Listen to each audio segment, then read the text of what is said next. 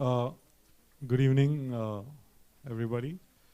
We are going to have this panel on self-publishing, and like I was telling my co-panelists a couple of days back, this panel is going to proceed based on the assumption that self-publishing is here to stay. Okay, so last year in Delhi we had this conversation, and we were debating over whether self-publishing is a fad or it's here to stay, or it's a come and go kind of thing and we are about to see its demise. But I think we can all agree that self-publishing is there in one form or the other. It is staying, it is even thriving. There are a couple of people here that will actually vouch for it. So this conversation is going to proceed on that premise. Just to introduce myself, of course I'm a co-founder of Publishing Next, but I'm also co-founder of Cinnamon Teal Publishing, which kind of introduced self-publishing to India in 2006, and it's been 8 years now. So among my co-panelists, I will introduce them briefly and then ask them to carry on. I have to my left Rasna Athreya, who is a self-published author, primarily in English, I think, only in English, and she's used international platforms to sell her book and been quite successful at doing that. Next on her left is Jaya Jha, who is a co-founder of Mudranik Technologies, which is both poti.com and instascribe.com. So one is a print-on-demand platform. The other one is an ebook publishing platform. To her left, we have Kinjal Shah, who is actually CEO of Crossword bookstores, but they're also starting a self-publishing platform called The Right Place, and we'll ask him why another self-publishing platform is required. And to my extreme left is Va Manikandan, who is a self-published author in Tamil. So he's very interesting. He was published first and then he decided to self-publish in Tamil. In the crowd, we have quite a few self-publishing companies. We have Inkhorn Publishing, we have Bloody Good Book, and we have Become Shakespeare. These are the only people I know of. I don't know if there are others. And then almost everybody in the crowd has an opinion on self-publishing, right? So I think we'll start. As self-publishing has evolved, what we've also noticed is that there are teething issues that come along with it. And everybody's earlier this year, I think there was a self-publishing company in India who said, we are giving you an online platform where you can go and write your stories. And I was very curious, and I went there, and the English was horribly, horribly bad. Meaning it was so bad you would be actually cringing sitting and reading to it. And I pointed it out to them. I said, why are you doing this? Meaning, what are you achieving? And he said, it's a platform, and you are allowed to do whatever you want on a platform. And I have a problem with that, because look at the other platforms that are there. Look at, for instance, America's Got Talent or American Idol. Or you are given a platform to sing, but at the end of the day, you're still evaluated based on your voice, you're evaluated based on the rhythm. It's not that just because it's a platform, any Tom, Dick, and Harry can come and sing and get a prize, right? So at the end of the day, I think the integrity of the book should still be maintained. You just can't have anything coming out. And my problem with that is that people are losing faith in what is actually a very good platform of self-publishing.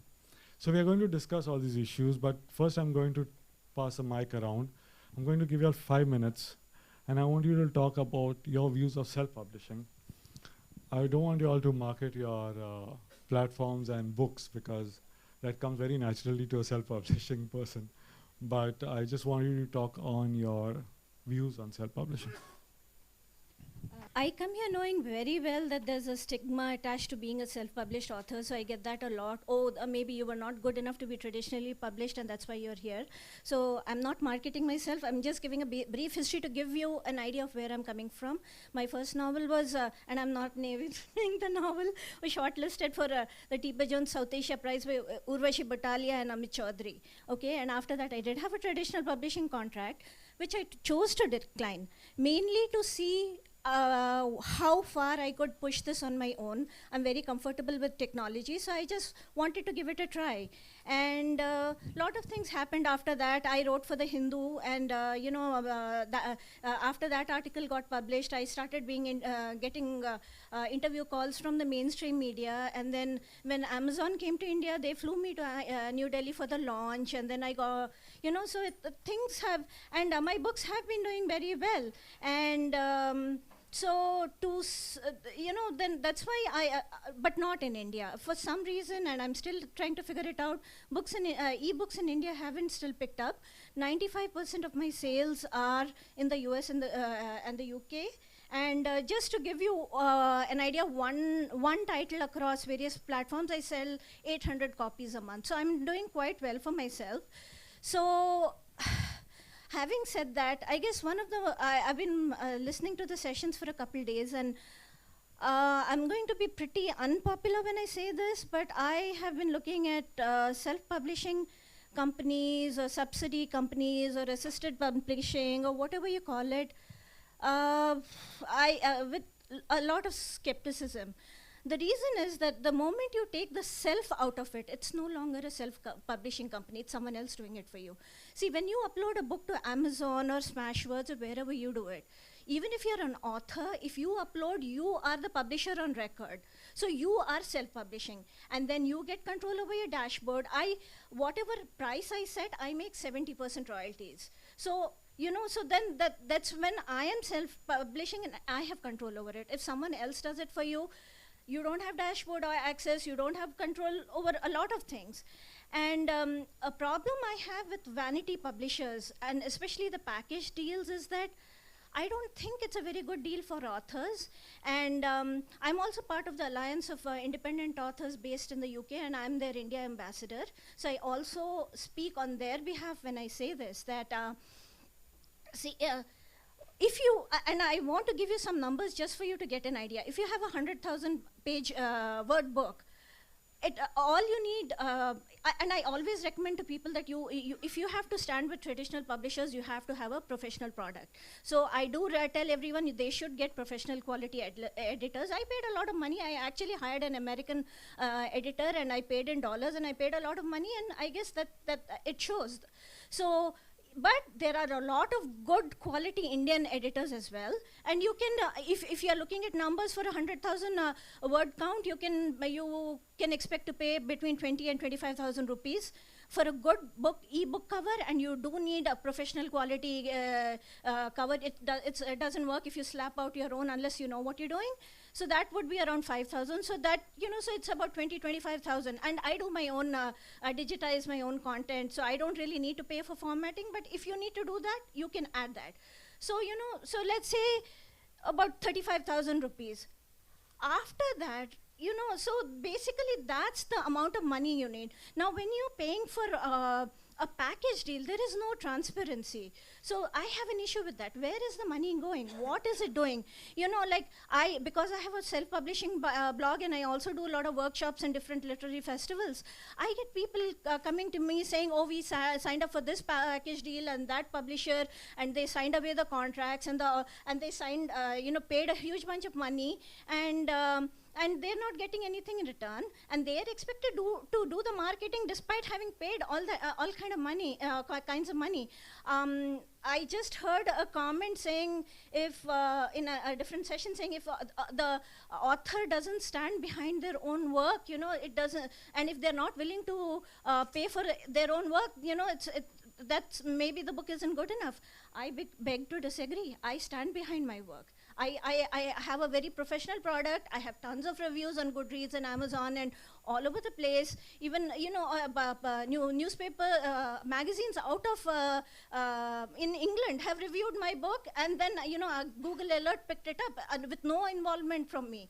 So but just because I have a good book and I believe in it, doesn't mean I'm going to pay for it. I expect to be paid. That's how it works. You do something, you expect to be paid for it. So let me start with that and hand it over. Yeah, you were talking about 20, 25,000. Yes. in Cinnamon Teal's experience, we have got a good book out for even lesser than that. But the joke is, and this is very funny, which is happening during the last 3 months, is that people are coming and telling us, if you are pulling out a book for 2025, then your book must be inferior in quality, because there is this company that is selling it to me for 3 lakhs. So if you're equating value with money, then then something is wrong with your product. So so I'm going to come back to you, Rasna, because I want to know, have we made authors lazy? Meaning, because authors are not doing due diligence, they are not. So have authors remain uninformed? So I know what you're talking. I know that you go and out of your way to learn about the product. But I think, have self-publishing service providers made authors lazy? Have they made them, do they not bother to learn any more about the art? To some extent they have, but not totally. It's partly because there's not enough information available here. I know a lot more about the American market than I don't know about the Indian self-publishing market, simply because we don't have the data.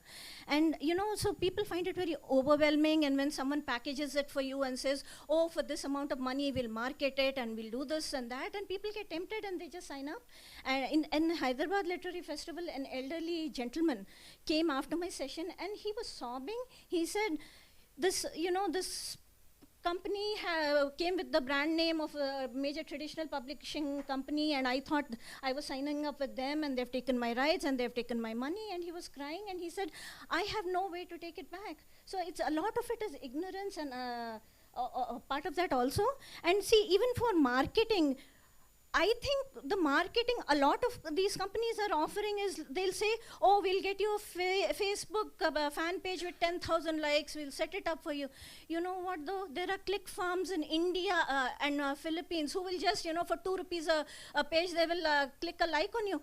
You have to grow your likes organically. It doesn't, especially now that Facebook is limiting your access to your fan pages, so maybe 5 or 10% people see. What is the point if these click farms are looking at what you're posting? It does not make sense to me at all. Similarly with Twitter, they'll say, oh, we'll get you 1,000 followers. What difference does it make? Unless they are people who are interested in what you have to say, it doesn't matter at all to me.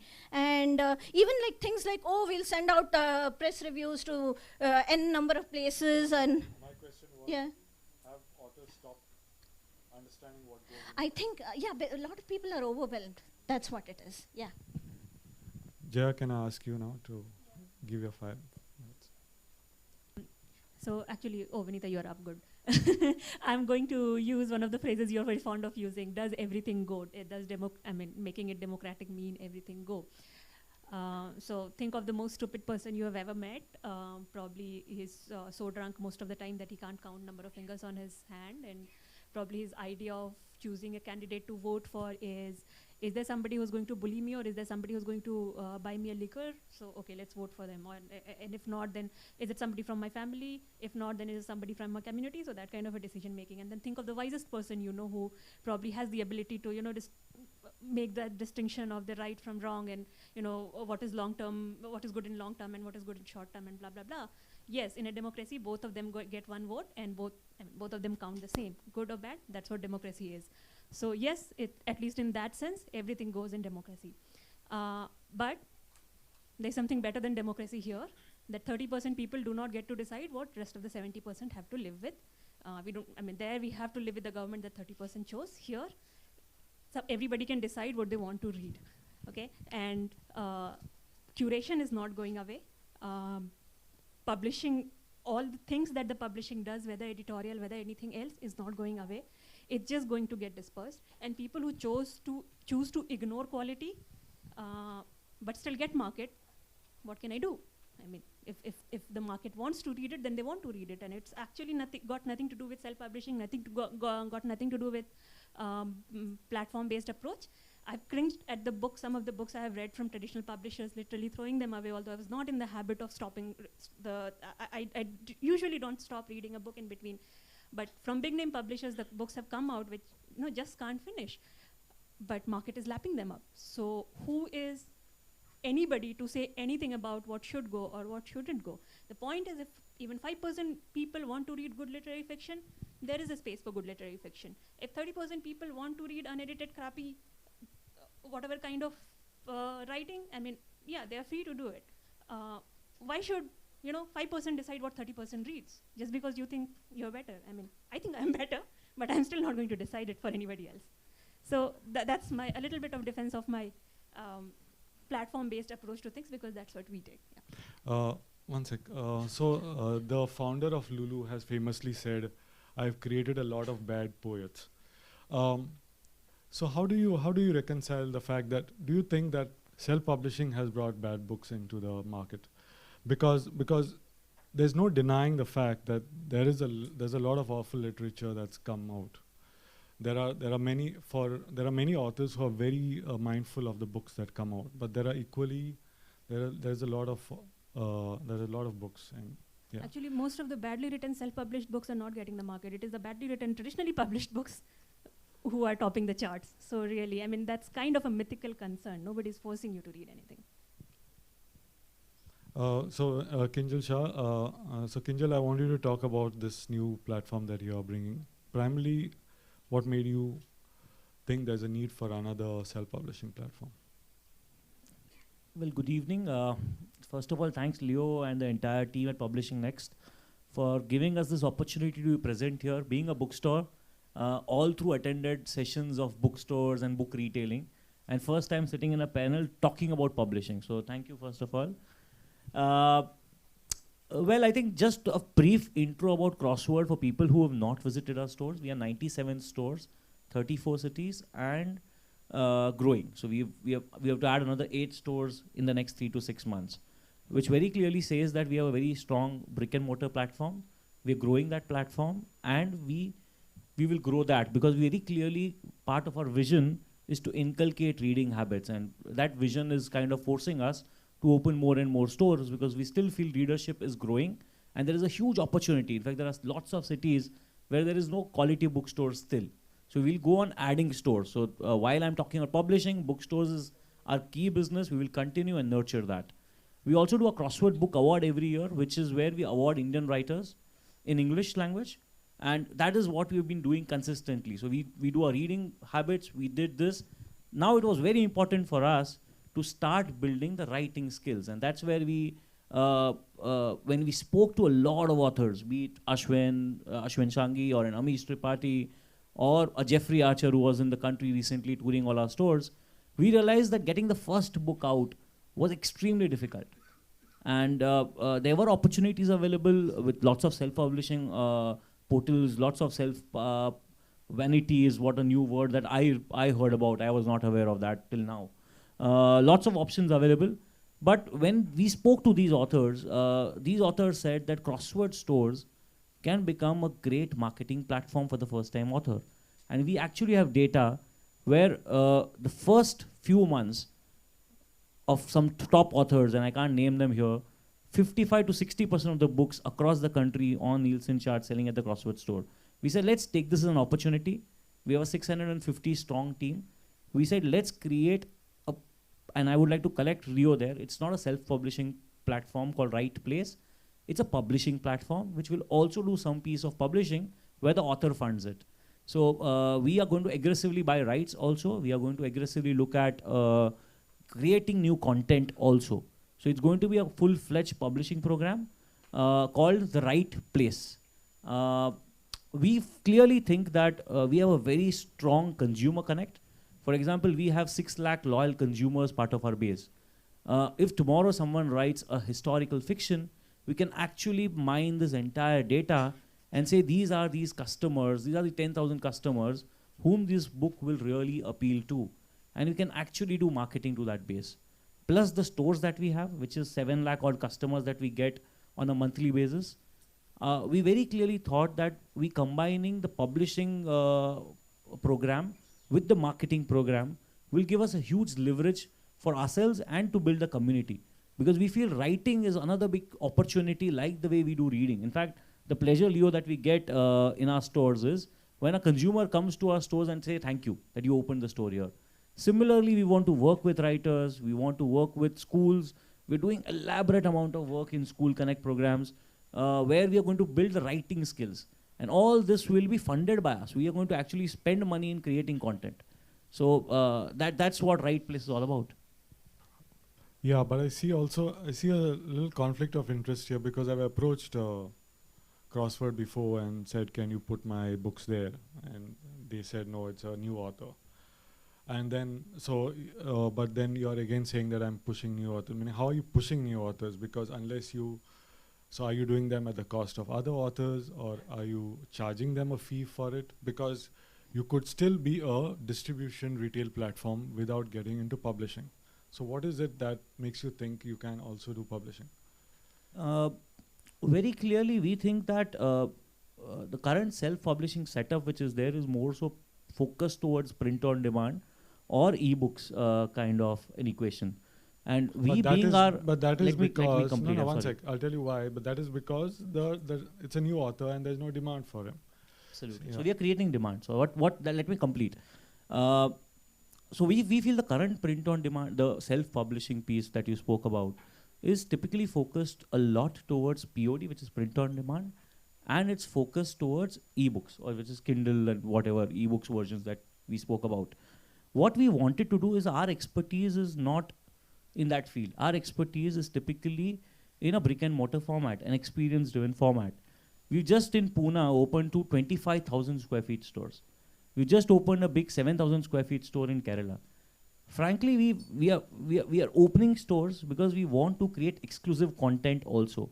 I think Right Place gives us an opportunity to create some exclusive content which consumers can come to our store. See, ultimately, if you look at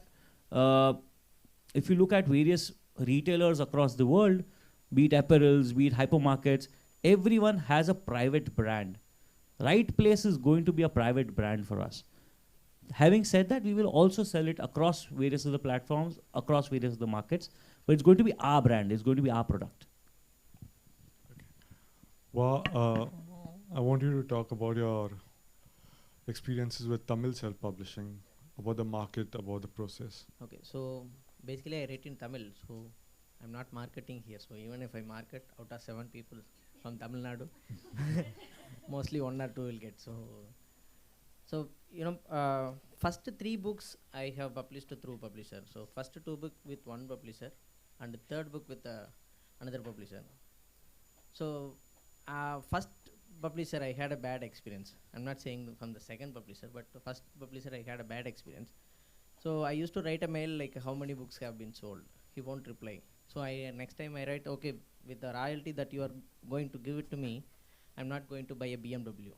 At least tell me how many books sold out. So I just want to know, as a budding writer, I just want to understand whether people are considering me, whether people are recognizing me in the Tamil writing words. But I didn't get any response. But every year that they were discussing about the Chennai book fair, right? Once you publish some 1 or 2 books, so you will get a pressure from the co-authors, like your peers, like they will start asking, is any book is coming this year?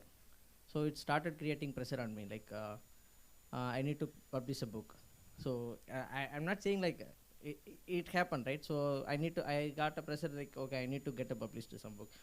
So I just thought of like how to publish a book, like so then by that time I have my blog got popular, like I have on blog, and I got kind of popularity through that. So I thought of collecting all the articles, all the short stories that I have published through blog, and will publish it. So but I have got some like a scared feeling that I should if I go and publish by myself, I should sell it out, because I don't. Already my mother used to scold me, this guy is concentrating on writing and concentrating on the reading the books, but he's not concentrating on the academics. So then once I got married, my wife used to scold me, this guy is always concentrating on the writing and he's not concentrating on the family. So if I publish some thousands of books and keeping in the shelves, they will start scolding, this guy is unnecessarily putting money on that and he want to keep it on. So I got started marketing through Facebook, blog, like we have created a teaser for a book, like similar to cinema, and we have started we have created a trailer for a book. So we started publishing, like if Chennai Book Fair starts in December, so I started this, all these things happened like by August, September itself. Like 1 month I started releasing the teasers, and the next, so these kind of things like caught curiosity. So even the title selection itself, like you know, it like I had a title of Lindsay Logan, wife of Mariappan. So Lindsay Logan is a Hollywood actress, and Mariappan is the guy from my own village. So he's trying to get married that place. So I put the title itself as something different, so the people will get attention to it, right? So that kind of things I have done. So actually it got very good response. So I was scared, like should I print some 300 copies or 200 copies or 500 copies? Then people said, okay, you go for some 1,000 copies. So in the books fair started, in the 4th day I have sold out all the books. So 1,000 copies. Yeah, 1,000 copies. So that was like, you know, I couldn't believe myself, like. So but the best thing I would say that I am writing a blog, right? So I have started creating an emotional bonding with the readers. Like every day I used to write. Every day I write about something. So that, you know, you are creating some personality in front of your audience, so in front of your readers. So they are thinking this is what this guy. So, you know, I am running on trust. So same in the name of the same Nisattam. So we have got from November to till this month, I have got around 15 lakhs only through blog readers. So people are believing me. So people started buying the book. So that's how I started self-publishing. So I'm able to get it done. Yeah, which brings actually many questions, but one thing that strikes me immediately is the amount of work you have done leading to the publication of the book, you know. And in our experience, I don't know if Jaya has a similar experience, many of the authors do not want to do the heavy lifting. They think that, okay, once the book is published, everything else is somebody else's problem. But I feel, right, the book is my kid. Whether I'm considering my kid, I'm carrying my kid or not, but I'm caring for my book. So, so that's what the problem starts from the family friend. So I, like, you know, the people, those who are working in software, right? So they are having very good time. So that's what the people, the blogs, Facebook, everything is very popular, right? So in 8 hours time, you get some 7 hours in Facebook or blog, all these things. Right? So which company do you work for? so the best part is, you know, like during after July, August, September, my alt and tab will have more work. Like if my manager comes nearby, alt tab, go to the screen of work. Like it's okay. No, but my question was that how important is it for an author to manage the other aspects of it also? I'll come back to you, Kinjal. Like, you know, like you talked about marketing. Yeah. Do you also pay attention to editing, to cover design, to the other aspects? Everything I used to take care. Like so that's what I said. It takes lot of time. Like from the proofreading, spell check, or cover design, which picture you need to select. So for that itself, I spend almost 15. Like night times, I used to search for photographs. Like so which photograph I used to select. Which should I select for the cover design and the layout and spell check, proofreading, everything I used to take care. So that's there. Like as I said, I feel my book is my kid. So I'm not writing some tens of 20s of books in a year, like only one book. So I can spend a time for that, right? So get it done. Kinjal, you were saying something. So in fact, I agree completely with my colleague here. I think if you look at data, authors who really back their product and really market it well have been able to really do a big number. Having said that, you also raised this point, and the earlier panel also was raising the point of how important is the role of the author on marketing or creating awareness. I think it's extremely important. I think a publisher ultimately does 240 numbers of books or 300 numbers, but for that author, that's one product. And believe you me, I think the more effort that the author puts in marketing, reaching out to stores, actually training the front end staff, believe you me, the numbers dramatically change. We are amazed how certain authors, by just marketing, can just bring the numbers dramatically different. I just want to add one point here. Like my previous generation writers in Tamil, right, they used to say, like, you need to write and you should not concentrate on marketing. You should not talk about your text. Like, you should not talk about your work. but I don't believe in that, like as a next generation. So it's everything is branding. Like if you brand, you survive. See, like take any movies, right? Like they are spending like 15 crores, 30 crores, and they are coming out of market, the media, and they are talking about their own films. They are talking about their productions. Like why can't we talk? So it's I'm not saying like it's writers would not talk. Writers would talk about their own writings. So they need to market. Like even you take about the others in India. If you go out of the Indian market, the authors are talking about their books, right? So they are marketing. So branding is necessary as a writer. Jaya, while you're answering, while you have your comments, I also want you to address the question of whether platforms like this have given the impression that publishing is easy. You know, okay, you select a package, your book is out, and so has it made a writer of about everybody? I understand your concept of democratization and all, but I just come back to the point: is have has it become too easy, and have we given the impression that you need not worry too much? You just write something, it comes out as a book, and market will take it, not take it, whatever. But it's easy. And have we at some level reduced the whole art of writing? Okay, so before that, I'll just comment on this marketing part. We should also acknowledge something very specific in Indian context, is that most of us have a cultural upbringing that emphasizes a lot on modesty, and it is frowned upon if you try to sell yourself anywhere. Unfortunately, that doesn't work outside in the world. So there's no harm in accepting that we have a problem there. I mean, I am an introvert. I have a lot of problem doing that. In a sales kind of profession, I don't know what I would have done, probably committed suicide or something.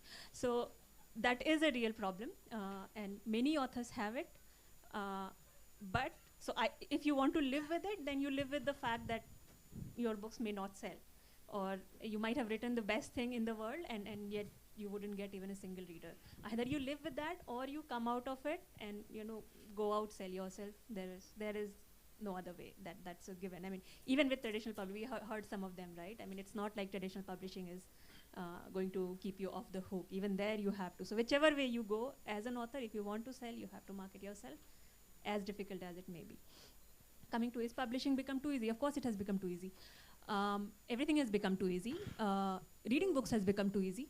I mean, there was a time when people of certain caste will have molten molten glass poured into their ears if they heard some of those scholarly stuff. Reading has become too easy. Is there a problem? No, I don't think so. I mean, even if you have a problem, you can't stop it. And similarly, publishing, I mean, platform or no platform. Today, even in MS Word, you can decently format your book. A little bit of Googling around and you can get a hang of Photoshop. So tools are available. I mean, how can it not be too easy? Of course it is too easy. We got to deal with it one way or the other. So Rasna, let me ask you, so there are all these aspects of, developing a book, marketing a book. Where does the onus of educating the author lie? Does it lie with the author, or does it lie with the self-publishing provider saying, okay, here's a disclosure, this is all that you need to know, and now proceed and do it? Or is it on the author? Because the author might not even know what to look for. I've got many authors coming with images of Google and saying, okay, use this on my cover. So copyright is an issue. There are so many such issues. So where do you start, and where does the onus lie? I think on both. I think authors owe it to themselves to educate themselves and see how best to protect their own interests, and also for like platforms like Cinnamon Tail and Pothi.com, transparency is important, and you have transparency. That's why on the Alliance of Independent Authors, all the people who publish in India know about Cinnamon Tail, know about Pothi.com, because these are the even on my blog I talk about you guys and say these are people that you're so safe to go with. So onus lies on both. Yeah. I mean, ultimately, most of us here in this business are entrepreneurs, and there is a pressure on two sides. One is that as an entrepreneur, especially if you're coming from this Silicon Valley kind of background, is to grow, scale, show top line, show bottom line, blah, blah, blah.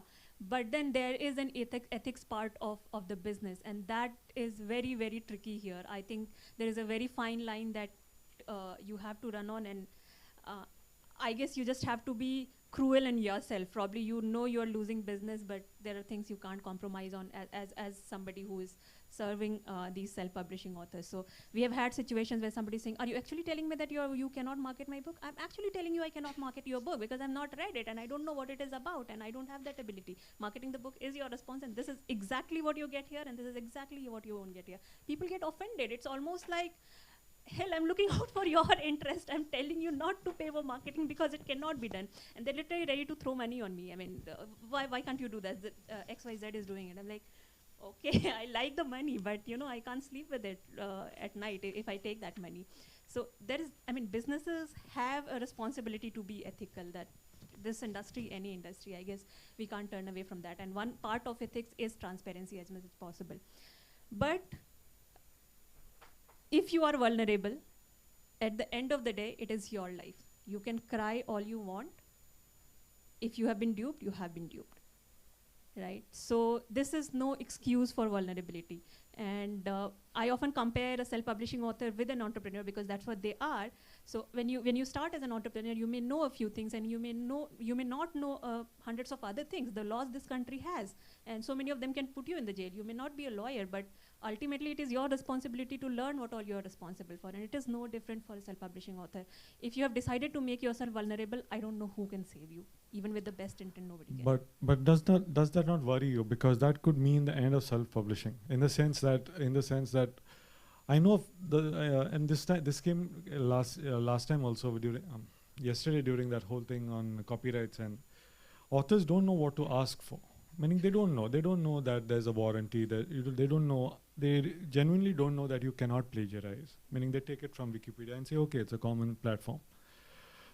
Don't you think that if self-publishing platforms don't tell people, okay, this is what you've done wrong, someday, sooner or later, everybody will say, okay, we are getting thrashed from self-publishing, and this is not something we can honestly rely on. It totally worries me. There is a reason I spend so much time with my author, just, even after knowing that probably this business is not coming to me, whatever he is looking for, but going to explain to him. I have like these huge amount of content on our website explaining copyright, explaining everything. I'm not even a lawyer. I don't even want to talk about it, but I have to. It worries me exceedingly. And this is a danger that the industry faces because there are all kinds of players, and we shouldn't really be prying on vulnerabilities of authors. They are sometimes desperate.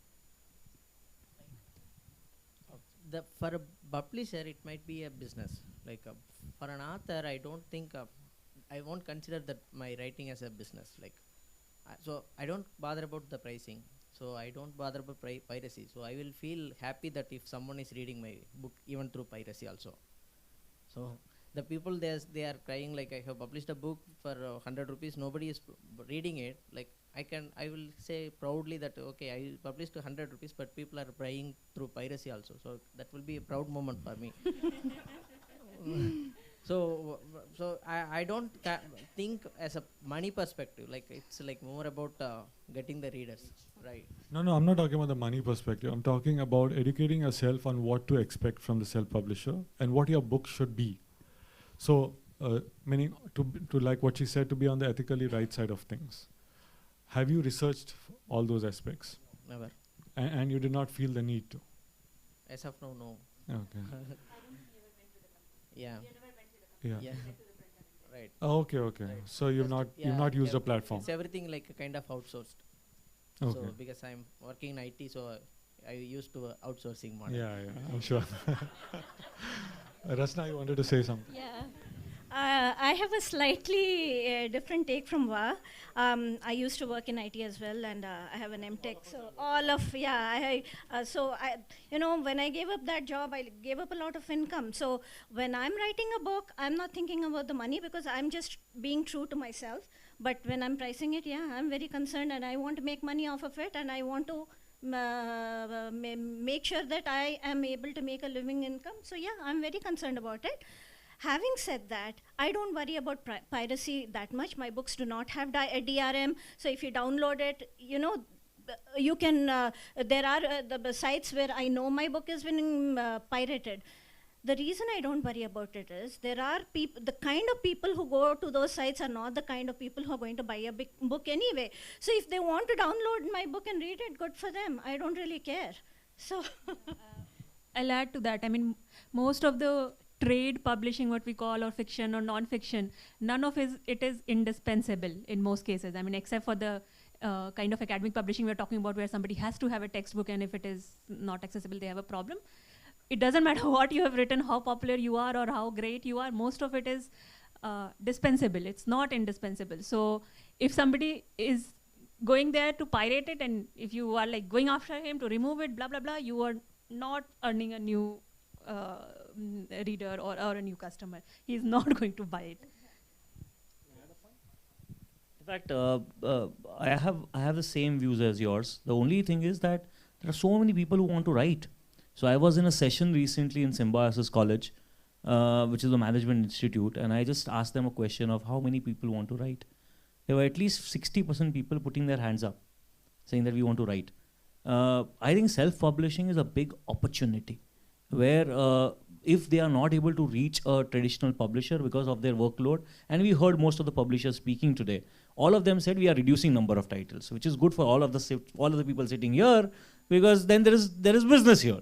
Okay. Now, ultimately, how you do it is going to be a strategy. We are going to have a very different approach. Poti has had a different approach. Cinnamon has a different approach. Our approach is very simple. We'll focus on the print version of it and very clearly focus on marketing, because that's what we feel can really drive numbers. Certain books, the numbers that we sell out of the stores, unbelievable. And I'm sure that, and we are leaving the contracts open.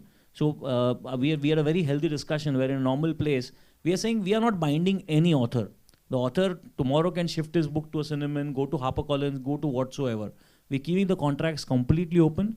We just want to help him. In fact, we would be more than happy at Crossword stores to probably do sessions if you all are interested, to train people on how. We are okay if a consumer wants to choose a Cinnamon or a Poti or a Crossword right place. We are okay, absolutely okay. Education, if that you feel is a problem, we are more than happy to lend our stores across the country.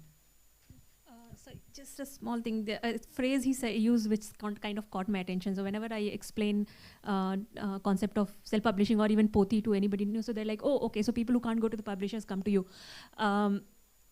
That's a very dangerous kind of a thinking, in the sense that people who come to us to take revenge against publishers are normally not the ones who do well. The ones who do well are those who, for whatever reason, it may be to avenge a publisher, but have decided to take things into their hand, and they know what they are up against. That, you know, it's not like, you know, there's this evil publisher sitting who doesn't recognize your talent, and as soon as something goes out, the world will be after you. So if that is the mentality with which people come to self-publish, it doesn't work. You have to know what you're up against, and it's an uphill task. Each book is a different product which needs to be marketed separately, and, you know, needs to build a brand on its own until you have multiple books, and then you have an author brand or whatever. So rejected people coming to self-publishing, I mean, by all means come to self-publishing, but be aware that that's not the battle you're fighting. It's not against the publisher. I do have to agree with Jaya. Just because it chose to decline a contract doesn't mean I think traditional publishers are bad people and you should never go to them and you should always self-publish. I have a lot of people coming to me asking for advice, and I say, you have to decide. You know, you have to decide your comfort level and what vision you see, what you want for your books, and it's for you to decide. Just there is no rights. You can't say that self-publishing is the right thing to do and traditional publishing is wrong. I've never said that. I will never say that.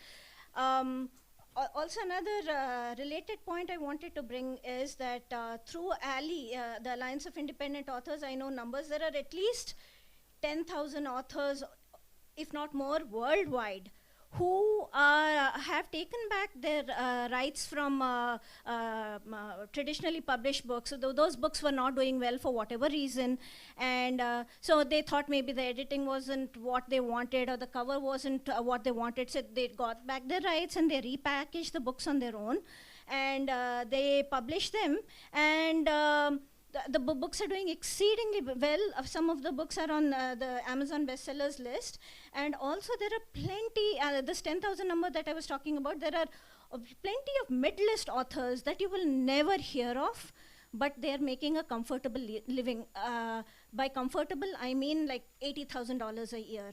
And you'll never hear of them if you don't read the genre, and it's okay. They don't really care because they're making enough money to survive. I'll just change the tack a little because I wanted to address what you're doing. I know that we do ebooks, but you decided to have a different brand for ebooks. Just explain what was going on in your mind.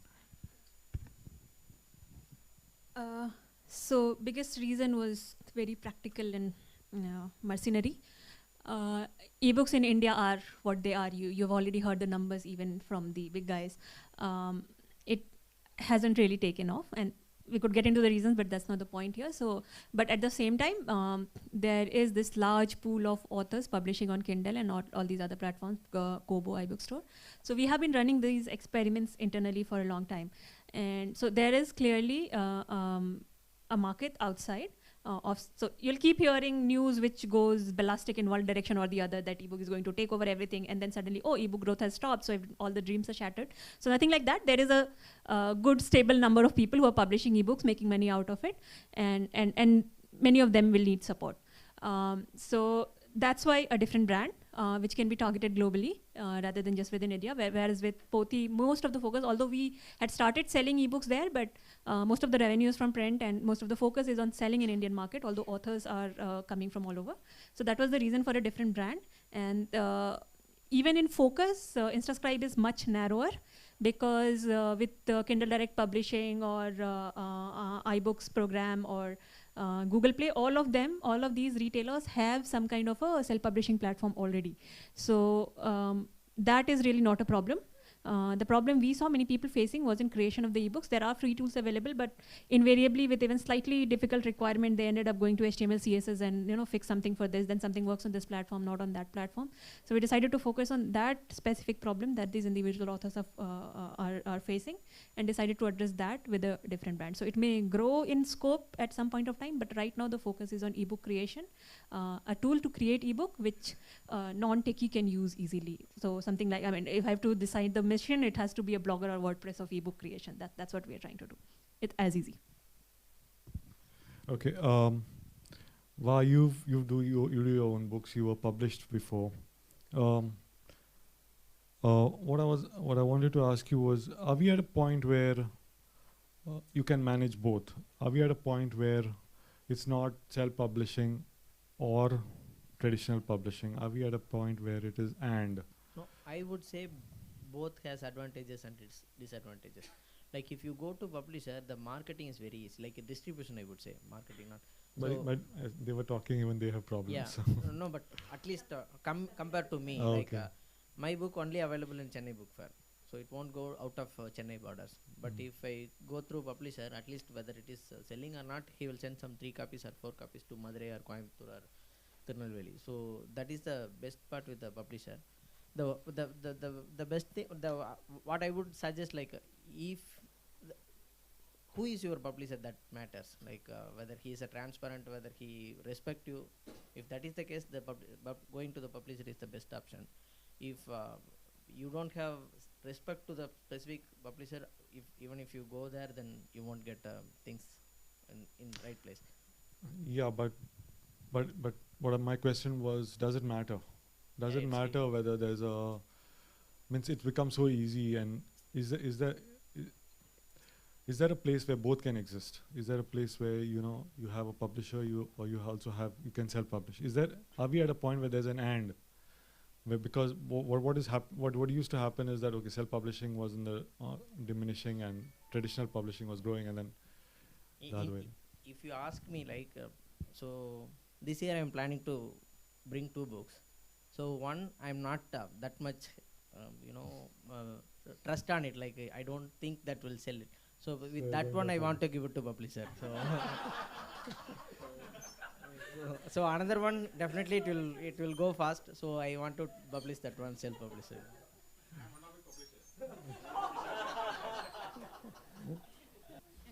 So just to take on the question he had asked about doing both. So doing both is at two different levels. One is that at industry level will both survive. Yes, of course, both survive. I mean, there's no point making it. So the question is, an individual author, can he go both? So what the concept that we're calling hybrid author. So at least outside India, we're already seeing this. In India, I don't see a reason why it shouldn't happen. But you have it on camera. So I don't see a reason why it shouldn't happen. But right now we don't have any trend to go by. So the lead, where the tipping point will come, I don't know. At some point of time, it has to probably come from one of the big name authors who is always traditionally published, and then he decides to go self-publishing at some point of time. I don't see it happening in next 1.5 years. I mean, just a gut feeling, no data to go by.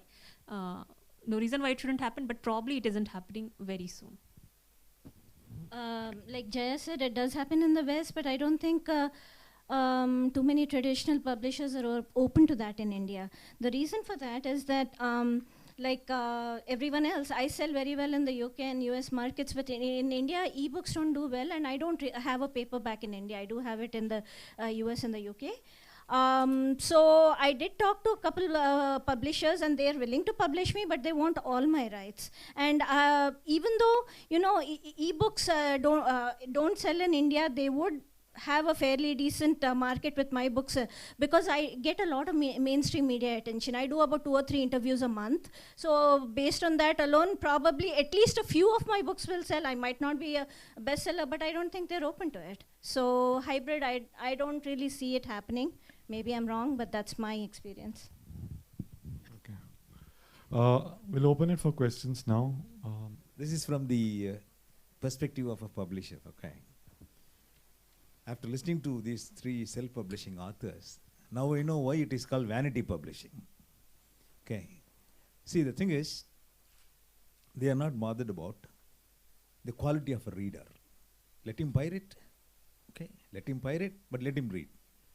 But there is a thing called plagiarism. Your concept, your idea, somebody may steal. Okay, somebody may steal. And somebody may change the characters' names, and somebody may publish. And again, what's the use? See, the thing is, No. The thing is, yeah. Tell me. No, these are 2 different things you're talking about. No. One is he's not worried whether somebody breaks a DRM, takes his ebook and goes away. Yeah. He's not worried about that part. But the plagiarism and all is a different concept. Yeah. Yeah, in the sense that... Then it is good. Yeah. Yeah, no, these are 2 different Then things. it is good, because what happens is, a writer's level has to go up with the reader, and mostly it happens only in hard copies, that print books, ebooks also. That is... That was the reason. And that's a The discussion for... Ebooks are definitely good. Yeah. No, the thing is, one more thing I would like to know. See, the thing is, you have planned to, whatever the concept you have brought out into ebooks, and do you have a feedback from the readers and how they have taken it, and what sort of thing you have? I get emails from Mexico, from Uruguay, from Wonderful. America and UK also. But this lady from Mexico, this stuck in my mind because my first novel deals with corruption and superstition and how a politician manipulates a young girl into doing what he wants. And she says, my God, this could be exactly Mexico. And she was able to identify with it. And that's the beauty of self-publishing. And I'm very accessible everywhere. I'm on pretty much every social media. So people do get in touch, yeah. And For you?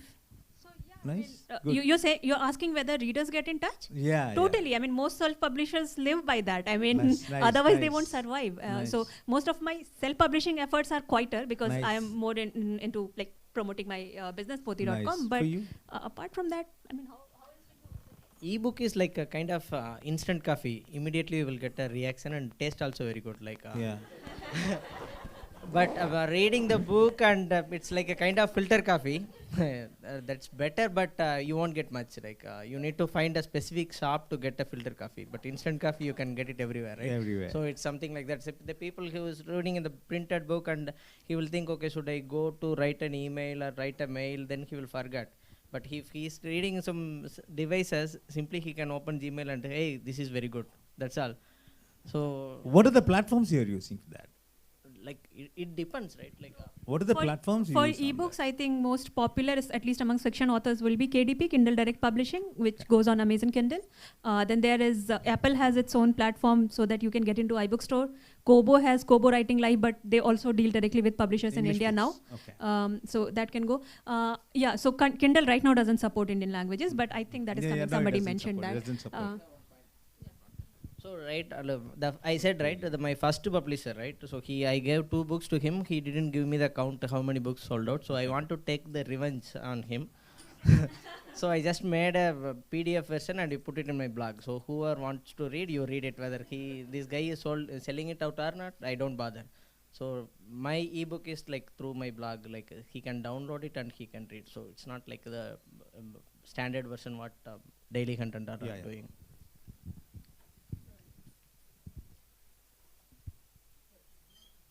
Hello. Yeah, I'm Rashmi Bansal. My question is for Kinjal Shah. See, I also, I've not understood what your model is. I just wanted to clarify, Leo, that Bloody Good Book, which is the company I've started, is not a self-publishing platform. We do have a platform, but it's a discovery platform where authors upload their manuscripts and then we select, the same way that a publisher selects. We allow readers to also give comments on which manuscripts they like. And then out of 116 manuscripts, we've selected 1 manuscript to publish as an ebook. So we're an ebook publisher. But in case of Pothi, I understand that anyone can come and self-publish. But is Crossword a self-publisher or are you a publisher? Because, I mean, there is a value to being in a Crossword bookstore. Every author wants his book in a Crossword bookstore. So before you select which title to publish, is there any selection going on in terms of editorial judgment? Or is it that whoever can pay and whoever is, wanting to avail of this platform gets the platform? Because, it becomes a little bit of a question in the minds of the person who walks into the bookstore, that can he trust that, every book in Crossword is a book that Crossword believes in, because, that's the brand that you have. Like, we really believe that Crossword stocks good books. So it's not clear to me, and I'd also just like to just get a sense of what are the 2 or 3 top selling books that you've released through this platform, and what kind of numbers we're looking at. Absolutely. Very valid question, and believe you me, we've pondered on this question for almost 2 years. So we are delayed on this project by 2 years just because we had to answer this question. I think Crossword to a lot of customers means quality. Crossword to a lot of customer means that they're expecting this and they don't want their expectation to be lower. In fact, you would be surprised, ma'am, even if we change a gondola from one place to another, we get some feedbacks from customers saying that don't change my store. So I think we will definitely be very, very modest, as she rightly said. It's in our attitude to our consumers. On the right place program that is there, currently we've signed 17 books. 6 of them have already been launched. One of them is already touched 1,500, 2,000 number, Anup. Very clearly, we see this as an opportunity for us to create writing skills. We are creating an entire editorial team within ourselves, which would mean that there would be full-fledged editing done by us also and through our partners. Believe you me, we will not sacrifice on quality. However, we will make it easier for authors to kind of launch their book, because if you hear to Amish Tripathi, he will say that he was rejected by 7 authors, 7 publishers. You talk to an Ashwin Shangi and he'll tell you 24 rejections is what he'd got. So technically, if the numbers of these guys are in lakhs today and they were rejected, that means there could be so many people across the country who have good content, who definitely want a platform. And we said, let's create this platform. So definitely this is not a charity that we are doing. It's a self-sustaining platform, and hence there are costs associated to it. But we are going to focus on quality. So to answer your question, it's a paid thing. It's a paid program, absolutely.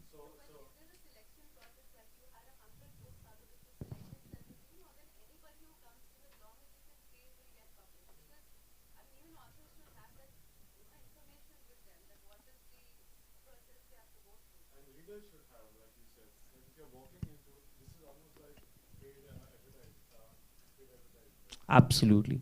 I think one thing I can assure you is we've just launched this program. We're still baby steps, but we will definitely do a lot of filtering. It is not going to happen that we'll publish everything because we can't. Our store space is finite. Assuming we are talking of stores, we have stores in a Kemp's Corner in Bombay or a Goa store or whatsoever, our store space is finite. We can't be publishing 2,000, 3,000, 4,000 books like what most of the portals can do. So we will have to limit it. As of now, we've started marketing for this, and I'm here purely for marketing, for communicating that we've launched this program. We are doing an aggressive level of marketing starting next month with one of the most popular properties across the country, which everyone will see, and I'm sure this is going to be an opportunity for all of them. We see this to be a one-stop shop for authors who have great content, and that great content will be decided by the Crossword team, which is led by tons of buyers and merchandisers and editorial team. We will definitely do filtering, I'm extremely clear. So then you're more like a publisher, and who is expecting the author to invest some money for the marketing. You are right. So, yeah. You are right. Okay. You are right.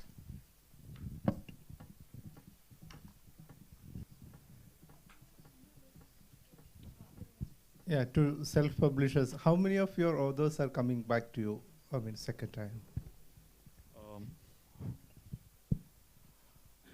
At least 10 of ours have come back. No? So, 10% or say 2%?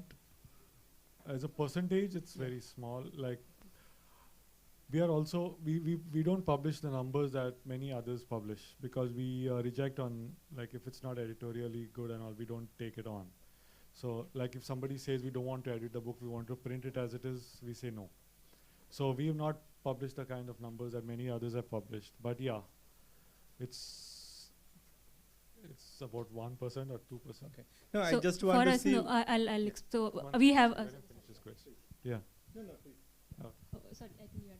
No, so one number we have is, I don't remember the exact number of authors, but number of authors to number of books ratio in us is 1:4. So on an average, per author, we have 4 books. So obviously, some of them have done many more, some of them have done only one, but that's the average.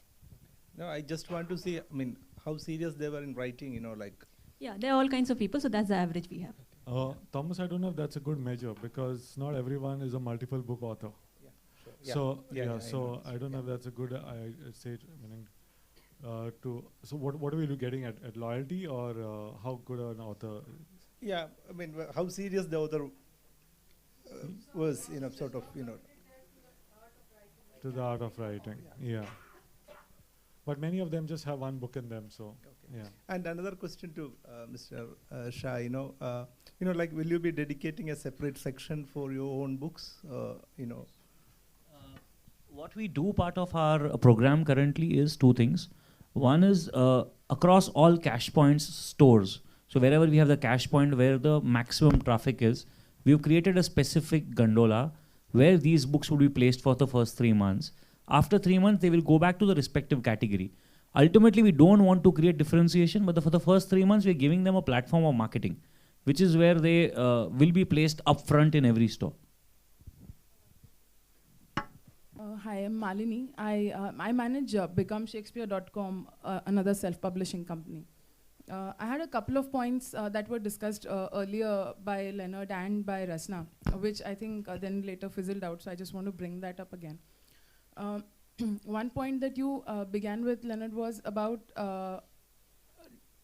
has it become too easy, and therefore has the owner shifted, has the author somewhere gotten the feeling that he doesn't have to do much, pay for it and it gets done, or if it's become too easy by technology. And you gave an example of some American dance shows, or basically some shows where there is a judgment involved, and then there is the rest of it is out for voting and public, etc. Tell me, has YouTube made directors out of everybody? As in, my point is, when you're providing a platform like that, you are making a call that I will not be the judge and the gatekeeper. I will give you the platform and I will let the market judge you, which is, I think, what Pothi is also providing. So that's where vanity publishing kicks in, Malini, Right. because then I can say, okay, let me get 1,000 copies, Right. Give it away free, and guess what? I've sold 1,000 copies. So so when you're saying market is deciding, where is the measure of the market coming into play? How do I know who has bought? Because we don't have those.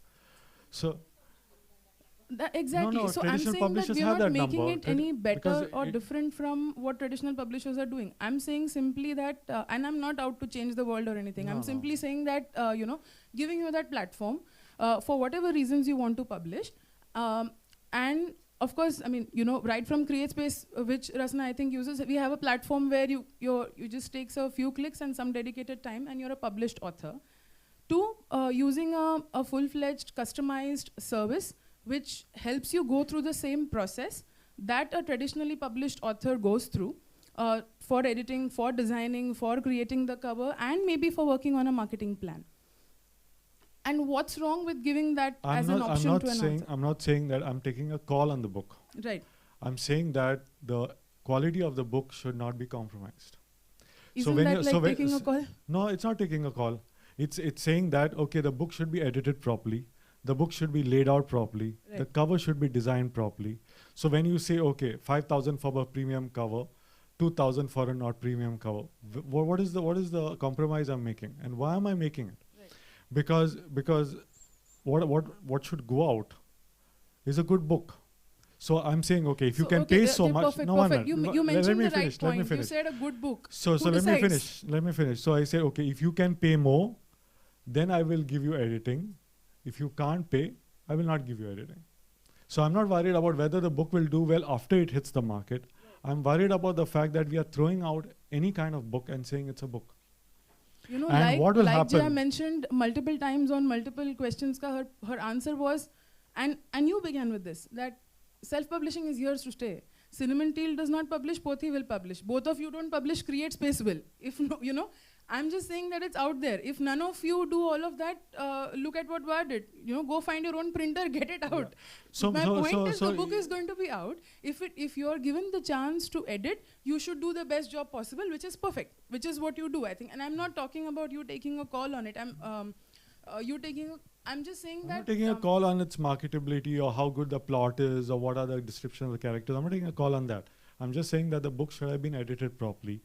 Because what is my final problem is, my problem is that people might lose faith in this concept of self-publishing, which has tremendous potential for authors who really want to put in an effort. And somewhere we are, I think, letting them down by saying, okay, if you don't have money, okay, I will put it out without editing. Now that's the problem I have with that kind of approach.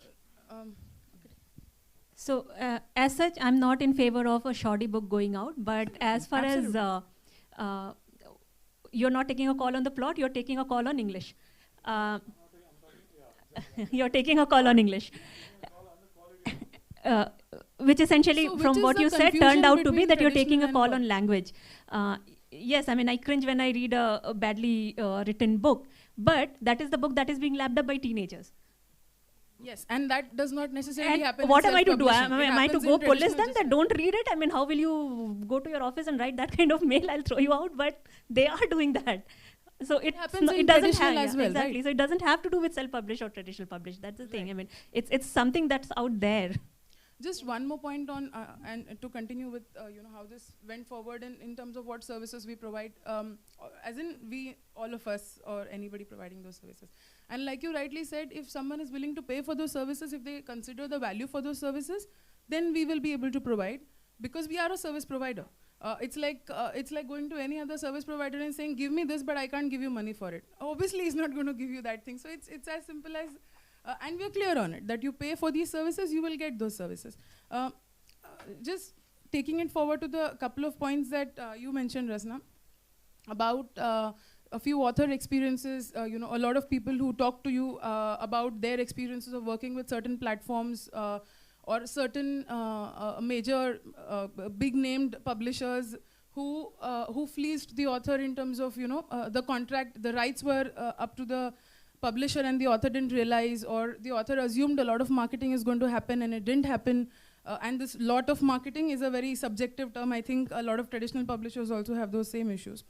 And a lot of the specific things you mentioned, like press releases or like social media management, and you specifically also said that, and I'm addressing this because within self-published authors among India, you are someone who's asked an opinion of.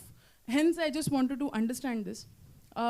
Is not a package simply service bundling and two-part question. One, service bundling. So if you buy one service, I give it to you for X. If you buy 20 services, I feel that you're, I can give you a discount and therefore a different price. And then when you ask me to bifurcate into 20 parts, I'm not able to do so. Because when you bundle it up, I'm giving it to you cheaper. Service bundling, the part. And the second one being the fleecing and promises not being delivered, etc. Also is something that we discussed in the contract-related, copyright-related session yesterday. It connects to a lot of things that we discussed. Somewhere, why can't that contract be read? Authors are supposed to be the most educated. I mean, in terms of they raise questions, they want to address, they want to change the status quo. You write about a lot of these kind of topics. How difficult would it be to stand up to the publisher and ask those questions which you can't understand in the contract, or don't sign something that you don't understand? There are a zillion options out there. Why the whole feeling of victimhood connected to authors, and why is the publisher this big bad wolf out there to eat? I think it's just a matter of Actually, reading, your you bring up a lot of different points. I wasn't sure I'll get the mic again. Right. See, okay. Right. I'm fairly educated. I have an MTech, but I'm not qualified to read a contract. You need specialized knowledge. Just because I'm an electrical engineer doesn't mean I can go and do something in the civilian field. You have to have proper training, and authors are not equipped to do that. Secondly, most of us have heard about iUniverse and Author Solutions and all of that. All these the companies are vanity publishing companies, and you can Google them. You can talk to go to various Better Business Bureau sites in the US, or go to Predators and Editors, or go to Absolute Right. All these places warn you against self-publishing platforms like these, because these are vanity publishers. And the awareness about vanity publishing is so high in America and the UK now, in Europe as well, that people don't go to them. Because they were losing money is when they have moved operations to Asia and Africa. That's when it happened. So, and to equate vanity publishing with traditional publishing is not okay, because when a traditional publisher acquires a book, they are taking a risk. Where is your risk? Where is the risk of a vanity publisher? You're already making the money by taking a huge amounts of, you're charging the author upfront. The same author, if you were transparent about editing costs this much and book cover costs this much, it would be a lot cheaper for them. And a lot of authors also get into bad situations where they're also they not only do they pay upfront, they're also giving away royalties. So it is a terrible deal for them. So I'm sorry, I cannot equate.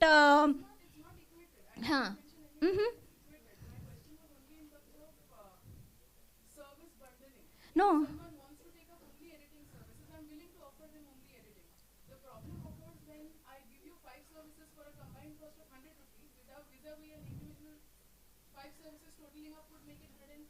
No, but the pricing is too high. Authors are not aware of what they're getting into. And also what happens is when you are paying, when you get someone else like a vanity publisher to upload your book, whoever does the upload is the publisher on record. So not only are you paying for the services for having your book published, you are also giving up your royalties. You have no way to track your sales.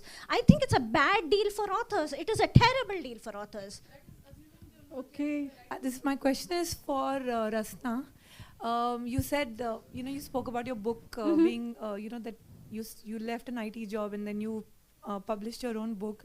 So, I mean, the fact that you won an award and stuff, you must have done a lot of you must have done a lot of effort, put in a lot of effort to market your first book.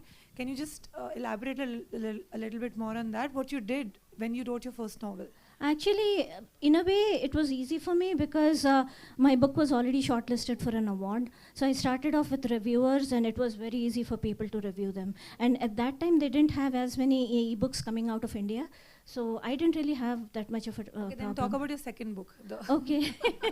Because I already, because I've already created a brand for me, it picks up from there. So okay, then I'll take my question to Va. Okay, because, and actually I had another question that, you said if you contact a publisher, then you may have a few books going to Coimbatore or whichever cities you named, and just by yourself you have 15 lakh followers.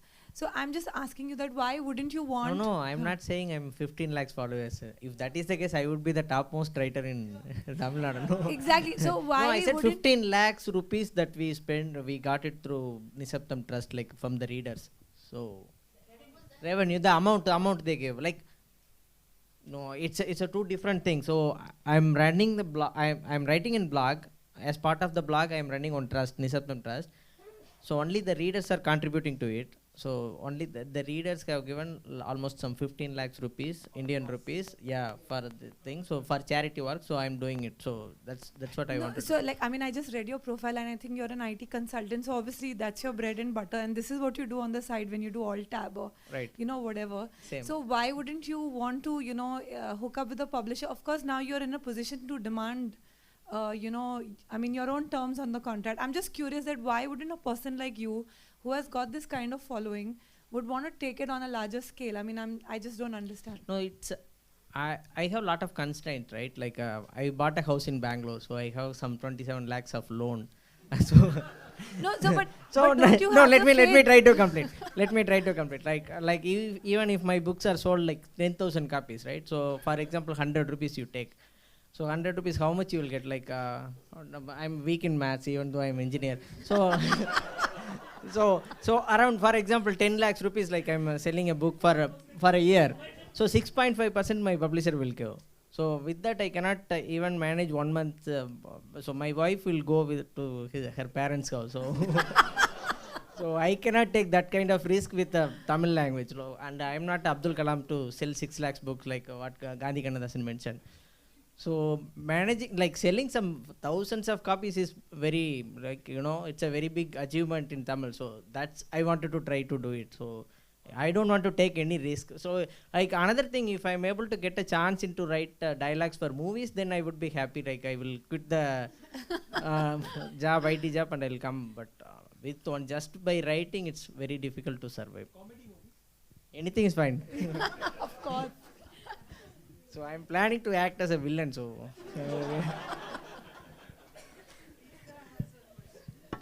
I wanted to ask a little bit different question. What do you see as the creative scope of such a brilliant platform that you are working at? I mean, for example, what has taken off in the realm of journalism or blog writing, like English. Do you see that something so revolutionary could happen in the kind of creative realms that it's obviously not acceptable in print medium to such an extent today, but do you think on the Sorry. No, but what I think is self-publishing allows you that kind of freedom to experiment. Like for example, one of our earliest authors was a guy from an advertising agency who wrote about advertising. He called the book "Madness Starts at 9," and he was talking about the inner life of an advertising. And then we've had many examples of how self-publishing has been used. So it's been used for travelogues. It's been used to document family histories. So that's what I'm saying. The potential of the medium is very strong. Does the language also change? Yeah. Similarly, because you're experimenting, you're doing pod, you're doing one copy at a time. You can afford that kind of experimentation.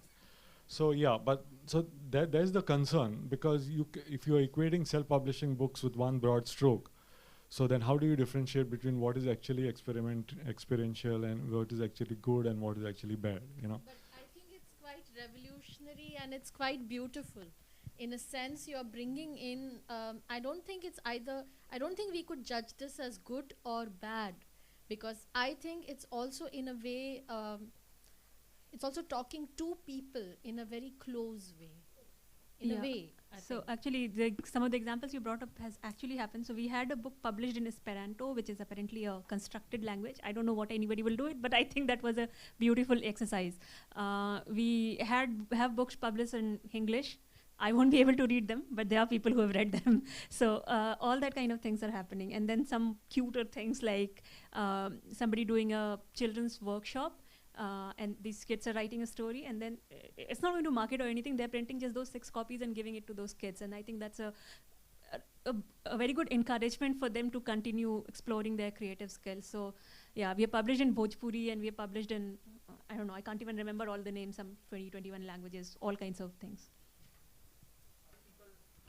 On the days, I think 4 are engineers, if I'm not mistaken. Or 5 are engineers, 4 or 5, okay, 4. The point I wanted to make, and I was thinking of earlier, is that technology is basically changing the way we write, the way we publish. And it's something we cannot fight. We have to go along with it, and it has advantages and disadvantages. Although I come from the kind of mainstream, we are very small, and we are small players in Goa. A lot of things we do are very close to what the self-publishing people do. But we are not a POD or something platform. The copyright is with the authors, and one of our books, we've even got the authors to crowdfund from his friends and all these kind of things. Of course, I think I don't see self-publishing as something very negative, but it has its pluses and cons. One point I want to make, as far as Crossword is concerned, Mr. Shah said that it is quality, but for us it's also geography, because it excludes a whole lot of books from Goa in their Goa bookshop because of your centralized buying model. So that's the politics of Crossword. If you can do something to change it, it would make a difference to your own sales. I think every time I've not been a strong supporter of self-publishing, that's evident, but I have great admiration for the work that Leo and Queenie do. Primarily, I think because in one of our earliest meetings when we met some years ago, he had said that they rejected a manuscript that was anti-women. And in that one moment, it just sort of explained to me how they did their publishing. And most of the traditional publishers who have come up the hard way, of course, today managers lead publishing houses, but in the days when publishing was and continues to be led in the languages and in the non-multinational brands, publishers who started companies started it for different reasons. They never thought of themselves as service providers. I just want to differentiate some of these things because it's very easy to confuse. They never started as service providers. They started as collaborators with authors and editors, and to bring out and keep certain ideas in currency. They curated lists of particular kinds of books that they invested themselves in, their money, their time and energy, and and to promote a certain kind of writing and work. So publishing has grown from that into becoming businesses and becoming much bigger. Mergers and acquisitions, like every other industry, media industry has gone through, a communication industry. But there is remnants of that traditional publishing that continues to remain, and the quality benchmarking in publishing, and when I talk about democratization, my point is that you can say, the market is there to read. There is a market to read, for instance, the crap that Times of India throws at us. There is a market for it. But there has to be a discerning understanding that this is crap. That is really democracy. It's not that you kind of forego, understanding of what quality is. To put a Chetan Bhagat and Rushdie on the same platform at a Lit Fest is reflective of how we see. Of course, I'm not saying they shouldn't be, because if the topic is pertinent to the discussion, every book has a reader. Okay, so, and everybody should be able to read in language that they're comfortable, whether it's hybrid, whether it is whatever. And there will always be good publishers and there'll always be bad publishers. That happens in traditional publishing, that happens in self-publishing as well. So when there is a question of quality, if as a self-publisher, quality becomes a factor, it translates into readership also understanding a sense of quality, because a book at the end of it has to be a good book, in the sense that it has to be well edited, it has to be well designed, it has to be reader friendly. Your commitment is to your reader as much as it is to your author, because you can't throw a defective product into the market like Times of India does and says, you know, there are readers, of course there are readers. But that doesn't mean you should do it. So that's the variation I'm talking about in how we understand these things, about how, you know, what we do as a business, what we do as an industry, we have to know what is it finally that we are working towards a book. The book has a reader, the book has an author. For a publisher, there are two client bases. And just to take that idea forward, Vinuta, for us it made business sense also, because if I keep throwing good books, I know that at some point the reader will say, okay, if this is a Cinnamon Teal book, it's going to be a good book. True. Which I'm not sure will happen if I throw any book out. And I'm not saying that, you know, Become Shakespeare is wrong, or because they have their own business models, and Jaya was trying to explain it to me the other day. But that's where we come from. We know that, okay, like I know that there are certain books, you know that you pick it up, okay, it's a good book.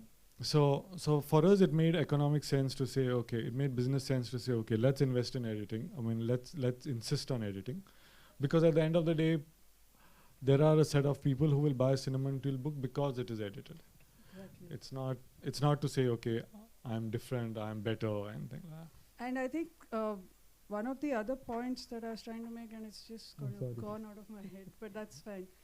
Karnan had a point, but we have to wrap up shortly. So, Kalachud is a publication of basic literary fiction and non-fiction, and we are not into very popular books. But we are also very aggressively into sales. To give you an example, that we bought our space at Chennai Book Fair last year after paying 3 lakh rupees. So we are into sales. But none of my authors, the top 100 books, or maybe not more than 3 or 4 of them, brand themselves or sell themselves. And I don't expect them to do so. I'm saying this because, you know, this seems to be a common wisdom that the author have to sell themselves. I don't think that's entirely true. They want to do it, or the publisher wants to do it, I have no comments. But that's not the only way how it is done. Sometimes the content does speak for itself. I just want to talk about that possibility. Thank you. true. We'll leave it at that then. Thank you very much. And I want to thank my panelists for